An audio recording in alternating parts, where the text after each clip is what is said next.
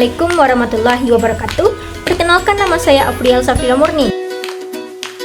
Nah, di video kali ini saya akan membacakan sinopsis atau alur cerita dari novel karya dari penulis Andrea Hirata dengan judul novel Laskar Pelangi.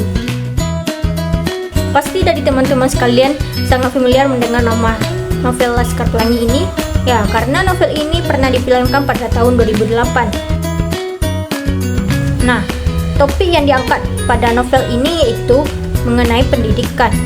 Nah, gimana sih alur cerita novel dari Laskar Pelangi ini? Nah, sebelum kita lanjut ke alur cerita novel Laskar Pelangi, diminta untuk teman-teman jangan lupa like, komen, dan subscribe video ini.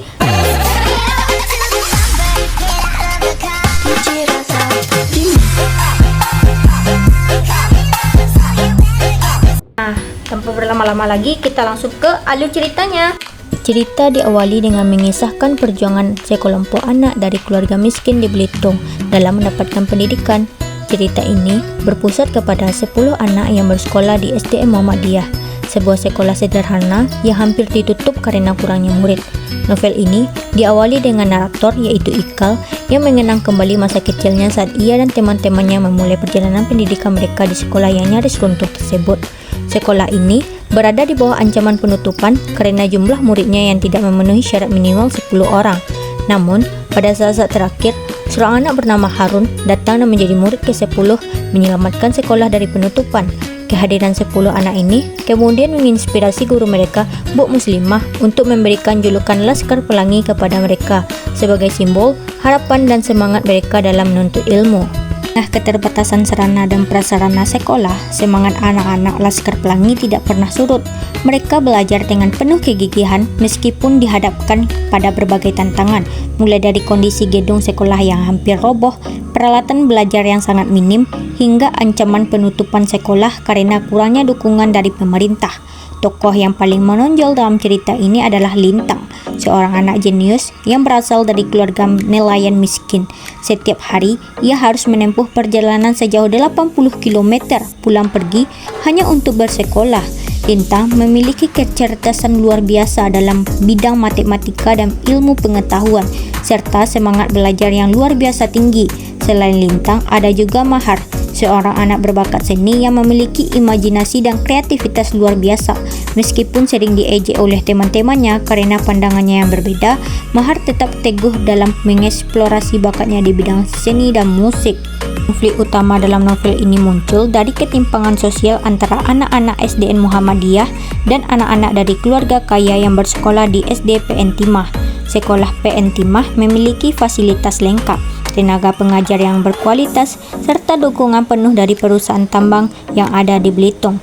Sementara itu, SD Muhammadiyah harus bertahan dengan kondisi seadanya dan sering kali dipandang sebelah mata oleh masyarakat.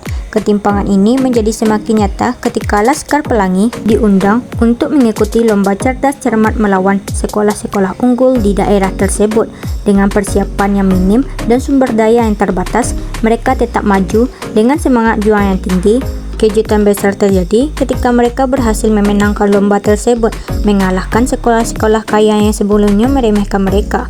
Kemenangan ini menjadi simbol bahwa kecerdasan dan kemampuan seseorang tidak ditentukan oleh status sosial atau fasilitas yang dimiliki, tetapi oleh usaha, kerja keras, dan ketekunan dalam belajar. Namun, kemenangan itu tidak berlangsung lama karena cobaan berat kembali datang. Lintang yang menjadi pilar utama dalam kecerdasan kelompok ini terpaksa berhenti sekolah setelah ayahnya meninggal dunia. Sebagai anak tertua di keluarganya, ia harus mengambil ahli tanggung jawab untuk mencari nafkah demi menghidupi ibu dan adik-adiknya. Keputusan ini sangat berat bagi Lintang dan teman-temannya karena mereka menyadari bahwa impian besar Lintang untuk menjadi seorang ilmuwan harus berhenti.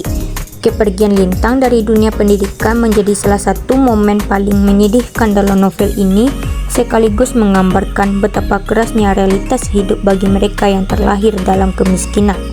Novel ini diakhiri dengan refleksi Ikal terhadap perjalanan mereka sebagai Laskar Pelangi. Ia berhasil keluar dari Belitung dan melanjutkan pendidikan ke luar negeri, sesuatu yang menjadi bukti bahwa pendidikan bisa membuka peluang untuk masa depan yang lebih baik. Sementara itu, sebagian besar teman-temannya tetap tinggal di Belitung dengan berbagai nasib yang berbeda. Beberapa dari mereka bekerja sebagai buruh atau tetap bertahan di lingkungan yang sama, tanpa kesempatan untuk mengejar impian yang lebih besar. Keseluruhan cerita ini memberikan pesan moral yang mendalam tentang pentingnya pendidikan, ketimpangan sosial, dan realitas kehidupan yang seringkali tidak adil. Melalui narasi yang penuh emosional dan inspirasi, Laskar Pelangi tidak hanya menjadi cerita tentang perjuangan anak-anak dalam meraih pendidikan, tetapi juga menjadi cerminan dari ketidakadilan sosial yang masih terjadi di banyak tempat hingga saat ini. Nah, itu adalah sinopsis dan alur cerita dari novel Laskar Pelangi serta kajian teori struktural pada sastra modern.